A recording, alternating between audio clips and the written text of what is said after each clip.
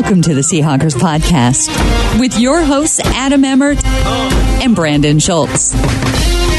Go Hawks! This is episode 215 of the Seahawkers Podcast. I'm Brandon Schultz, member of the Military Seahawkers, and joining me, filling in for Adam Emmert, my good buddy, Ross Bell, UK Seahawker over in Gosport. Hey, Brandan, how you doing? I could be doing a little bit better had we seen the Seahawks walk away with a win in the preseason, but it's clear to me now that they've fallen to 0-3 in the preseason, they lose 21-20 to the Vikings. Clearly, this used to be a team that was interested in winning. No longer interested now. It was so close as well. If that Hail Mary at the end was 2 yards longer, it would have been such a different story. And if the defense could have held up on that last drive, if the David Moore punt return for a touchdown wouldn't have been called back due to another penalty. So many what ifs. No, and clearly my sarcasm of them not caring about winning, but 0-3, it's the preseason. So we saw the Browns beat the Eagles at 5-0 in the preseason. That just shows you how things go. Yeah. Yeah, I was following that one at work, and I'm not really sure why, but imagine being a UK fan and staying up to a Browns fan to stay up and watch that game and finish 5-0. It's a win, I suppose. At least you stayed up for a win. Yeah, exactly. You've not done that recently, but at least we're scoring points. Well, there were quite a few takeaways from this game that we'll get into. And Ross, why don't we start with special teams? Because Michael Dickson, punter, provided the first highlight of the night. Now, the Seahawks go, 3 and out with their very first possession in the first quarter. But we get to see Michael Dickson take the field and do this. This is a high spiral, and Craig James is deep. He's going to let it bounce at the 5. It's going to roll out of bounds at the 2. Unbelievable. Michael Dickson is just amazing as he kicks that ball 58 yards, and it bounces at the 5 and out of bounds at the 3. He's magic. As Ben Baldwin tweeted, he is punter Jesus. Yeah. Because that ball landed on the hash marks almost and somehow took a complete right turn to go out of bounds. It was unbelievable. Yeah, and that's not by accident. I mean, that's intentional. He is incredibly talented. A lot of tweets today have been focused on him. Michael Sean Dugar, who's been on the Preseason podcast a few times, he should have been drafted in the first round. Yeah. The ability that he's got is unbelievable. Well, he had another one late in the game that hit almost exactly right on the 3-yard line marker. Yeah, and then we got to see when he did outkick his coverage, he was there to make the tackle, and he even had Vikings players on the sideline lobbying for the ref to throw a flag for roughness. Yeah, incredible. As much as we all love Jon Ryan, and we all did, this is something special we're seeing already. Yeah, his very first punt, the one we just played, that was his very first punt as the full-time punter. And contrast that with the very first field goal attempt by a Vikings kicker in the first quarter, where he missed left and then later on missed left. So I think our special teams is looking a little bit better than it has in the past. It may even be a strength of this team. Well, yeah, we've not mentioned Janikowski there, but his field goal kicking as well looks excellent. His extra points look easy. And the best thing about that Vikings guy missing twice is they cut Kai Forbath this week. Yeah. And then their rookie kicker comes in and misses too, and almost missed the extra point as well. Oops. Yeah. Hopefully they're not regretting that call, but maybe it's just some kind of Seahawks karma between the Seahawks and Vikings as to some weird voodoo against their kicker. Yeah, we deserve this. After the Blair Walsh experience, we deserve some good special teams play. Now, the first quarter was entirely the Vikings, because the bad thing about the Seahawks defense, they couldn't get off the field on third down. And but the product of that was Kirk Cousins checking down to a running back on almost every play, or a wide receiver crossing over the middle. It was all short stuff. Yeah, which is encouraging for the secondary, which has been rebuilt. And I think it's in the first quarter that Shaq Griffin breaks up an end zone shot after he was trailing, and he managed to get his hands in the right position and break it up. So that's really encouraging as well. Yeah, Shaquille Griffin on Stephon Diggs. Yes. They had some, and Diggs got a few catches in there, but there were a couple moments by Griffin where I think I counted at least 2 pass breakups just in those first couple drives on Diggs. Yeah. So that was nice to see from Shaquille. Yeah, he's got a big role this year, and I also really like Trey Flowers. And I don't want to go out on a limb and say he could start at the other corner position, but he looks good from what I've seen so far. I think you said on the last podcast, he reminds us of Brandon Browner. Yeah, he is massive. And I mean, he could start. I think that's what he's shown, that if he needed to, he could. It's still Byron Maxwell sitting out for this game. So I don't even know if we'll see him against the Raiders, but it isn't going to bother me if I don't see him in the preseason. No, exactly. No. And also, it may have just been the first quarter with the first team defense, but a lot of blitzes and a lot of corner blitzes. Justin Coleman was getting right up in Cousins' face a lot of times, making him having to check down or just throw it away. Yeah, Bobby Wagner, we saw him blitzing up the middle of 2 a couple times and got there once. Yeah, a massive hit. It was just pulled back for a holding call, I think, on Shaq. But, I mean, Wagner running through untouched is going to be a problem for a quarterback. Well, let's get back to special teams because there was another highlight, and this came in the second quarter as the Vikings punt returner was just absolutely decleated by new Seahawk Barkevious Mingo. Janikowski, Badette is deep, and he makes the catch 1 yard deep on the right side of the field, brings it out across the 10-50. Wow! As Mingo levels it. Jeff Badette, the rookie out of Oklahoma, said, get the license number of that vehicle that just hit me. Hit him with his shoulder, nothing illegal, and just swept him off his feet. An 18-yard return, and Mingo just drilled him. So we hit on Dickson, we hit on Janikowski, and now we even see some big hits coming. One courtesy of Dickson, and then this one from Mingo. Yeah, I like Mingo. He was kind of an uninspired signing when we made the decision to pick him up, but he flashed a couple of times. Mm-hmm. He also made a few mistakes as well. A couple of tackles that he didn't kind of wrap up on, and the guy got away from him. But he can hit people, and he can play multiple positions and special teams. That's a very Pete Carroll player. Definitely seems to be in the mix for making the roster. And another guy who is definitely going to make the roster, Russell Wilson. I'd hope so, because the backup's suspect at best.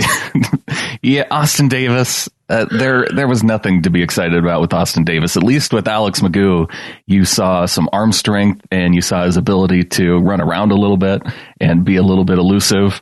But yeah, I could go without seeing very much of Austin Davis in the game upcoming against the Raiders.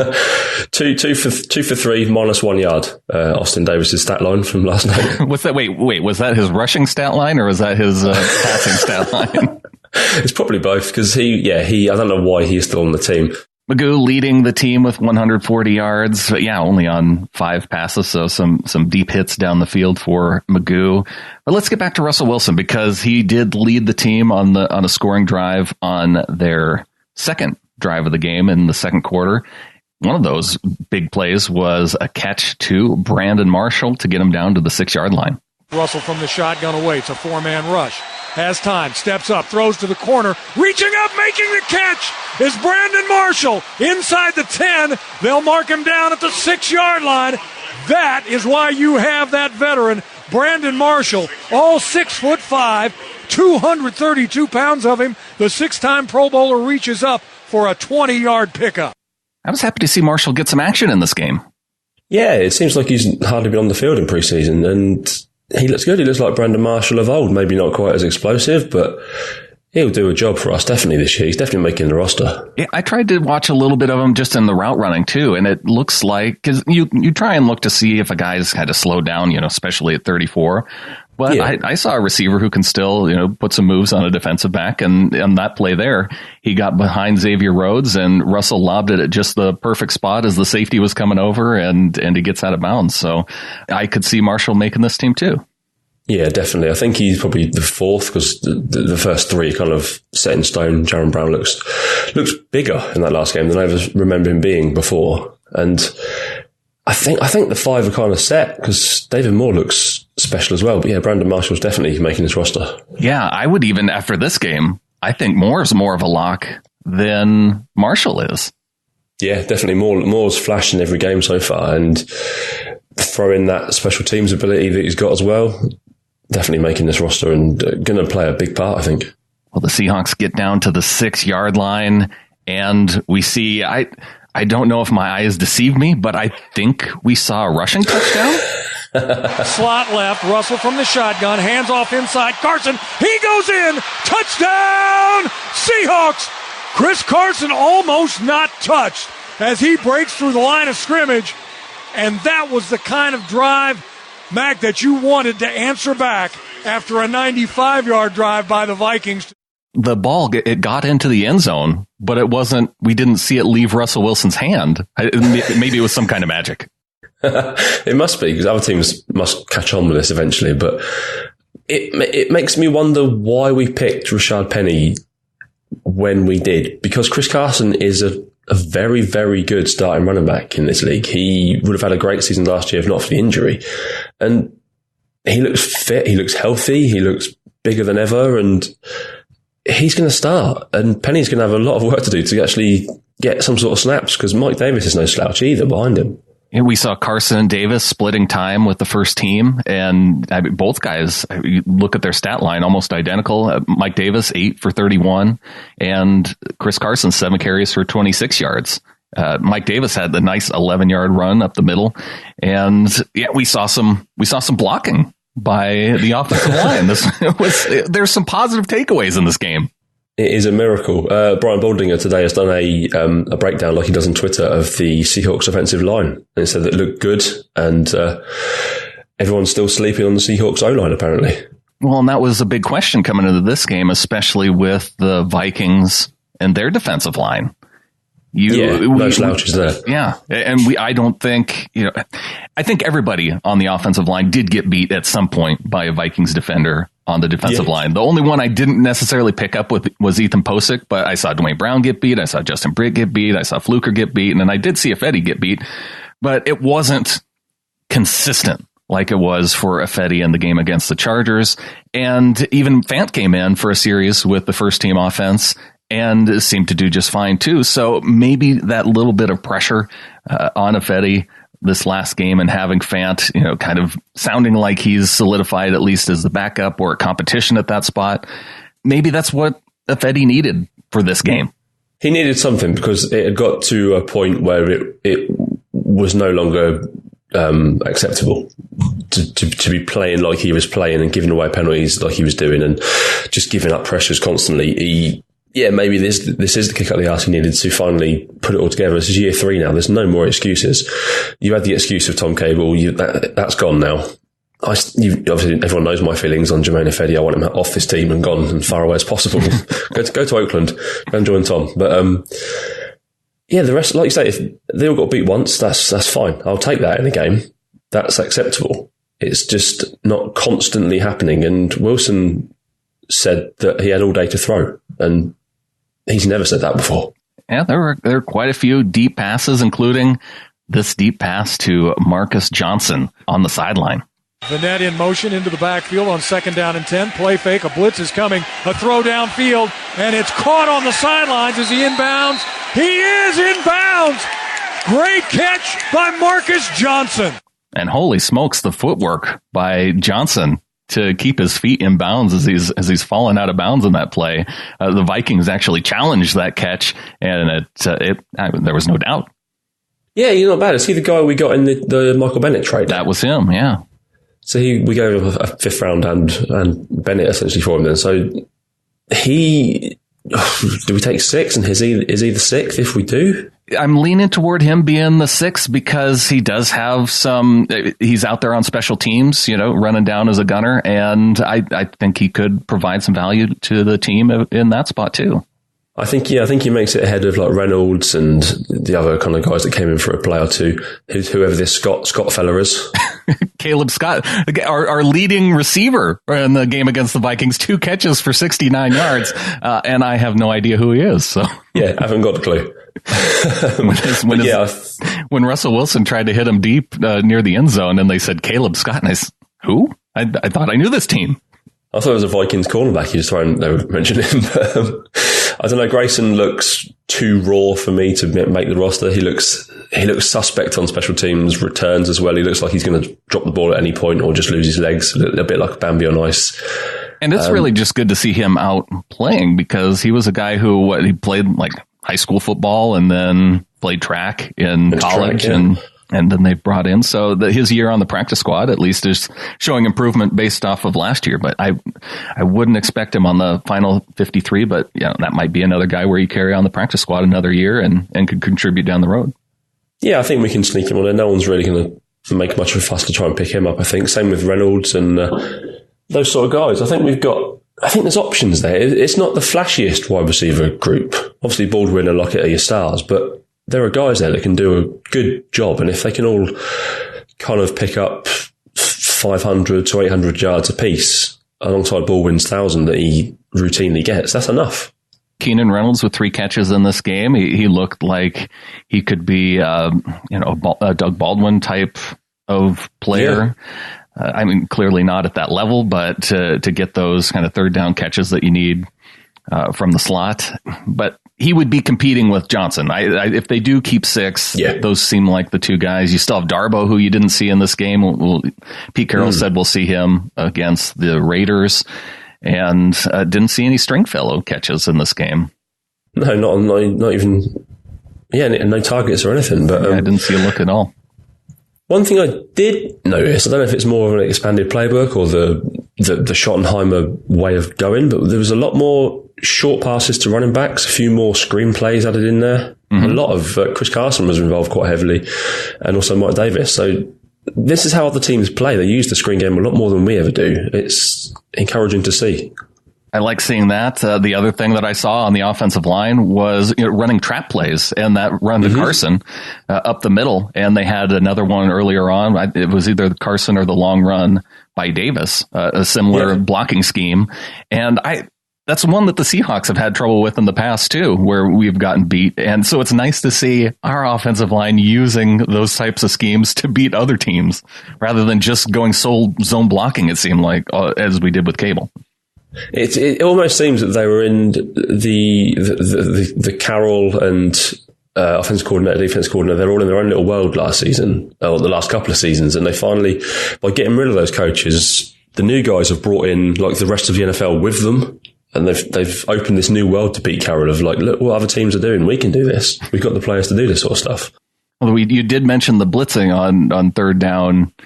On the defensive side, and that didn't seem to work too successfully for Coach Norton and the Seahawks.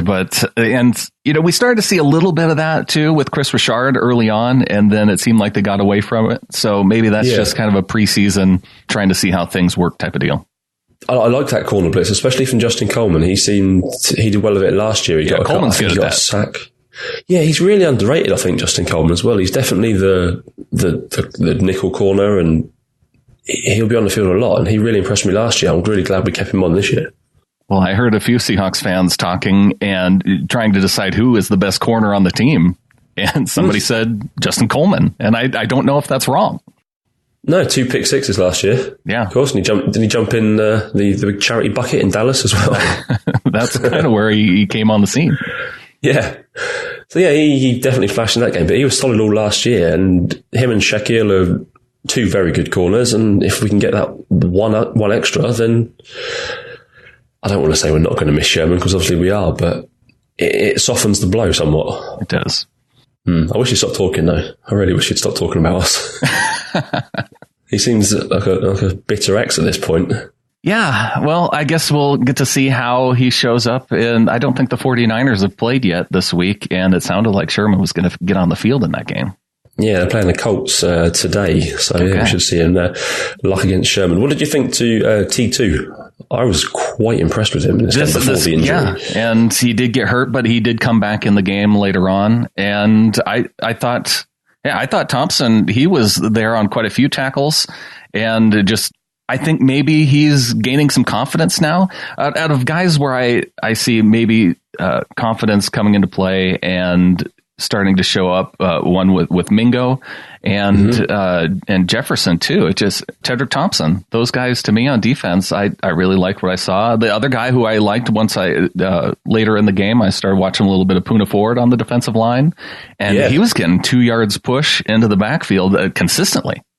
He is an odd looking fella. He's got a very weird stature, but three super long arms for a shortish guy.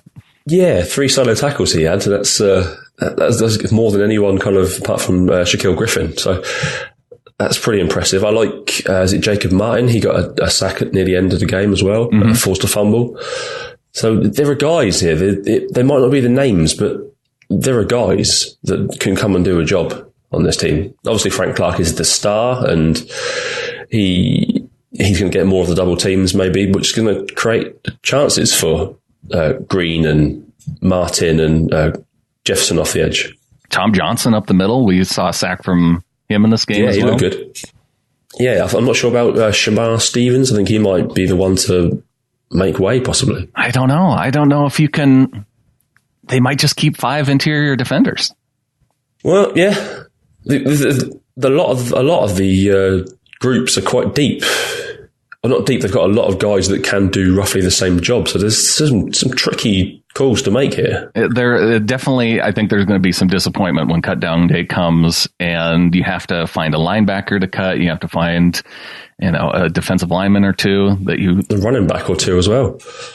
Well, you do have the J.D. McKissick injury, so that could allow a guy like Procise to sneak on. Yeah. So currently Carson Davis, Procise, and then we've got Penny and McKissick as well. Yeah. I don't think it'd be a bold strategy to carry 5. Well, we didn't see any of the fullback in this game either. No, Nick Vanette occasionally lined up. Yeah. Is it the halfback, I suppose, the tail, which is good for him. He needs to get more involved this year, definitely. And that is a position where we saw just in previous years too, where a tight end lined up in that spot, not Jimmy Graham, but one of the other tight ends. Yeah, there's no catches by a tight end apart from one from Tyrone Swoops. Oh yeah, that one catch for 2 yards there. And that was just a check down, I think, by Magoo toward the end of the game. Yeah, I'm not sure if Vanette is going to be kind of the breakout pass and catch him tight end receiver that we need, but if they can all do a job helping on that right hand side, then I'm happy for that. If it opens up the run game a little bit more, because all these backs need is just an inch to get through, and they can go. And Ed Dickson, I think, is probably the more pass catching tight end of the group. We might see a little bit from Vanette. I mean, we saw him with the touchdown in the preseason game, so he could be that guy here and there to catch a pass, but I don't think we're going to have a featured pass catching tight end like we did with Jimmy Graham over the past couple of years. I like Uncle Will, though. He seems a very good blocker, and he's really helped out already. It's clear to see what he's done. He's going to be a big part of this season. Another thing, with all this talk about trying to take the physical nature out of the game with the helmet rule, we saw that this defense can still make big hits. We saw KJ on a crossing route, just absolutely crush a guy, right with his shoulder, a nice tackle. We saw Justin Coleman with a big hit. I think it was the very next play. We saw almost an entire series of big hits by the Seahawks defense. And I'm going, this is, this defense is still there. Yeah, the more things change, the more they stay the same. This is how we've been playing for years, and this is how they've been taught to tackle in the entire Pete Carroll era. You hit them big, but you hit them fair, and you wrap them up and you make sure they go down. I don't think this is going to be a real issue for us. I think a lot of other teams might take a while to catch up to it, but I think we'll be fine with this. I think you're right. They will be fine. And I think this team will be fine. Despite the loss, I mean, you go back and you look at where the team was with its starters. The final drive by the Seahawks and Russell Wilson ended with a 55-yard boot by Sebastian Janikowski. Here's a 55-yard field goal by Sebastian Janikowski. Does it get there? It does, and it falls through. Seabass has kicked another one good with 10:09 to play in the third. Seabass is he's something special. Was he 41 years old? 40 years old, yeah, in March. Yeah, 261 pounds. He's a beast of a man. But what a leg he's got on him. Yeah. I'd feel confident with him anywhere. really. We saw it we saw it show up in the kickoffs, and then we saw it show up there with a 55-yarder. Yeah. You just compare that to last season where anything about 20 yards or further was a problem for Blair Walsh. Yeah. I don't miss that feeling of when the field goal kicker came on and you're just, your whole body tightens up. And now you can be relatively confident with Janikowski that he's going to make kicks like that. Yeah, I've been arguing this point all summer long to people that have been saying, the Seahawks are going to be rubbish. They're going to be rubbish. It's like, we lost 2 or 3 games on the back of people not being able to make kicks last year. That's not going to happen this year. Seabass is so experienced and he knows what to do and he can do it. I was listening to Around the NFL and Dave Damashek this last week. Oh, yeah. And everybody has made up their mind. The Seahawks are going to stink. I think on the Damashek show, they were even talking about how that someone could consider the Seahawks a sleeper team for making it to the playoffs but yet the Colts weren't a sleeper team because they got Andrew Luck. Andrew Luck, obviously. Oh, wait, or maybe that somebody did pick them as their sleeper. They were trying to pick the 49ers as a sleeper team, and they weren't having that though. It is quite amusing to see how the rest, every other fandom just wants us to just crumble to the ground. And they've seen what's happened and think, because Sherman's gone, because Bennett's gone, Earl's not there, and Cam's retired, that's it. Our team is just going to fall apart.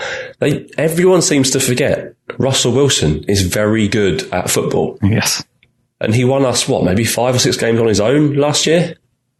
And I haven't seen anything in the preseason so far to suggest that he's going to do anything different. And in fact, it looks like he actually has more protection, more time to throw, and a running game to back him up. So this could be, and while a lot of those big name players on defense are gone, it's still a Pete Carroll coach defense. And exactly. There's still players like KJ Wright and Bobby Wagner and Frank Clark on the defensive line. And they were listening to the shows. It's almost like they can't even think of a player on the team other than Russell Wilson. And I don't know how you forget a guy like Bobby Wagner and Doug Baldwin and the fact that Russell Wilson may have some weapons this year. I think all this is going to just prove it's all the ammunition the team needs, and people like Doug Baldwin will use this and they'll run with it all season. That they've been disrespected and almost forgotten about as terms of a relative team. That you can't slant people like Doug Baldwin and Bobby Wagner. I've been calling for about 3 years now that B-Wag should have been Defensive Player of the Year at least one of these seasons. He is the best linebacker in football. I'm not having this Luke Kuechly nonsense. He's hardly ever on the field. Yeah. Wagner never misses a game, and Baldwin's still there, and we've got improved special teams. It might be Seahawks homerism, but we're finishing second at worst in this division this year. That feels where I'm at going into the season. Now, that could change based on what we see from the Rams. The interesting thing with them, we haven't seen their starters at all this preseason. No. Yeah, which could make them really rusty. You wonder, right? Because I'm curious what the strategy is, if that's, Sean McVay and, this new way of thinking for coaches or something. Todd Gurley's not going to get out there at all. It sounds like Goff may get in for a series. But usually this is the week where you're seeing starters play like we did it with the Seahawks. We see them come out and play a series or two in the second half. Yeah, look how rusty some of the quarterbacks have looked already this year. Kirk Cousins and people like that they've not been on point. Nick Foles had an appalling game for the Eagles. Oh my gosh. Against the Browns. And Jared Goff isn't as talented as some of these other quarterbacks. He's going to need the reps to be sharp, and he's going to need his receivers to be at their peak to really help him out. And I don't know, there's too many combustible elements on that Rams team for it to all sit well this season.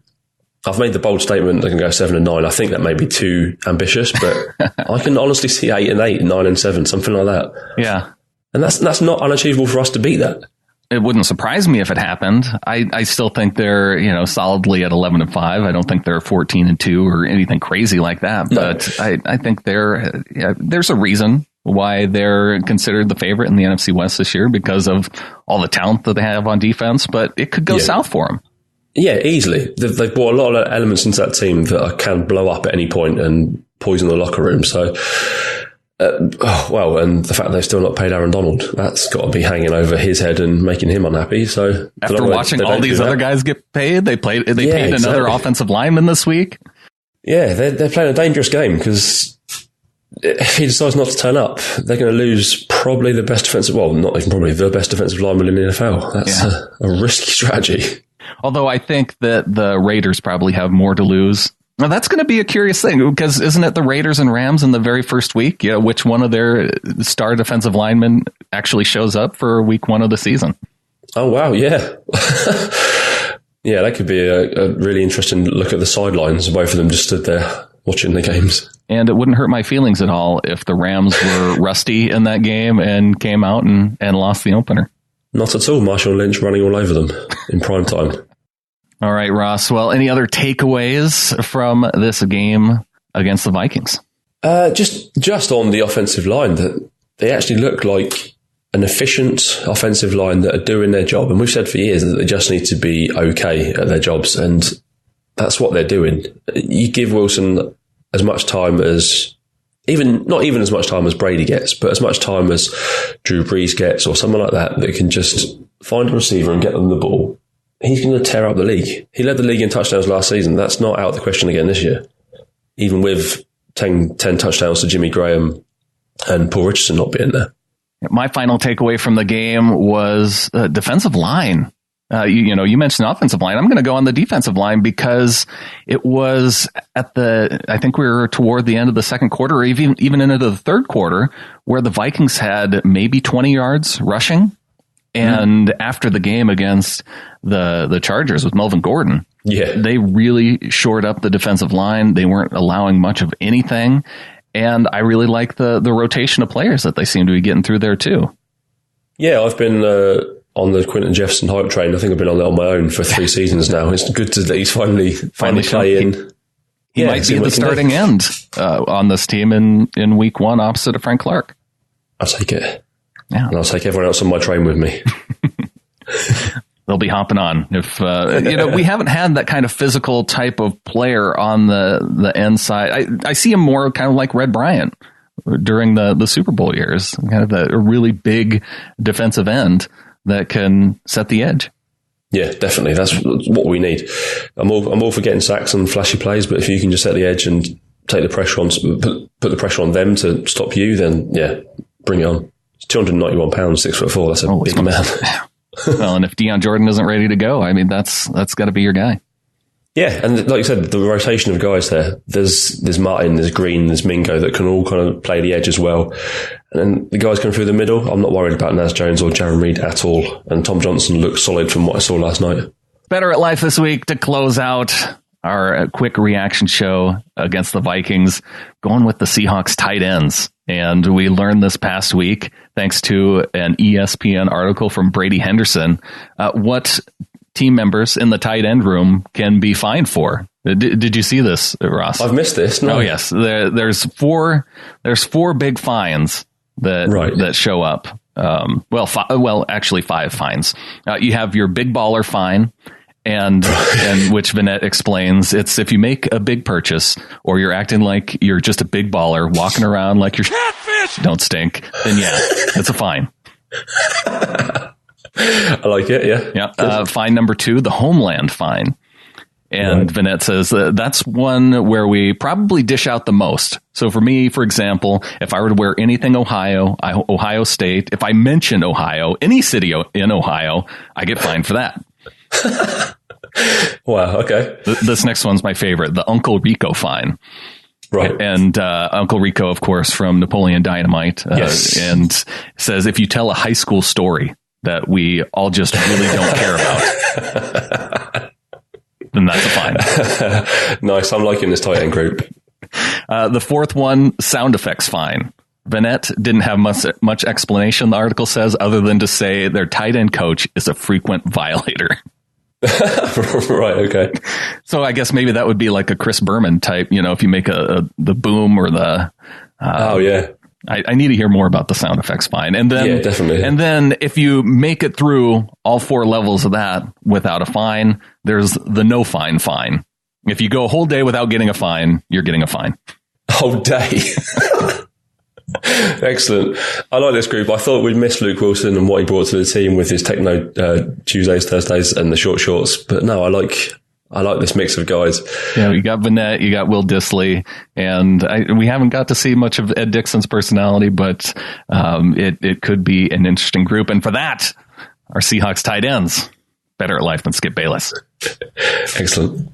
All right, Ross. Well, appreciate you filling in for Adam this week. And I mentioned the Pick'em League. I'm going to, I think I'll have a link in the show notes for this week's show for the Pick'em League so people can start getting in on that. Oh, yes, please. And probably just go to seahawkerspodcast.com/Pick'em, and that'll take you to our Pick'em page where you can register. And we'll get going on that. I don't know if Adam and I will drop a show before the Raiders game on Thursday, but maybe we'll come back right after that and give a post-game recap. And I think we even have a show scheduled potentially with our friends at the Pedestrian Podcast here before the season kicks off. Excellent. You guys are going to be busy with the 3 shows a week now that you've got the 300 backers. I know. It's fun. You start taking on staff. Yeah. Well, I got your number.